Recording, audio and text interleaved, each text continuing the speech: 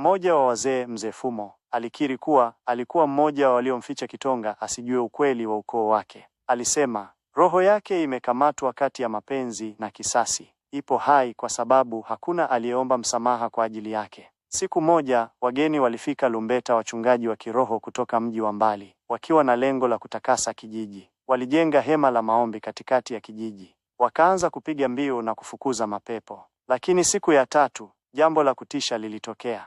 Wakati mchungaji mmoja alipomwelekea mti wa miwavi ambapo Kitonga alipata mwito wa kwanza, ghafla ardhi ilipasuka, mvuke mweusi ukafuka, na mchungaji akavuta pumzi ya mwisho akiwa ameganda kama sanamu. Macho yake yalibaki wazi, yakionyesha hofu ya mwisho aliyohisi. Wakaelewa hapo kwamba hili si pepo wa kawaida. Hii ni roho ya mtu aliyeumizwa, aliyechagua giza kwa sababu ya maumivu. Siku moja, msichana mdogo alifika kijijini, aliyefanana kabisa na Amani. Aliitwa Neema, lakini sura yake, macho yake, hata sauti yake vilikuwa kivuli cha Amani. Mzee mmoja alimuona na kusema, huyu si mtoto wa kawaida. Huyu ni mwanga wa mwisho wa Kitonga.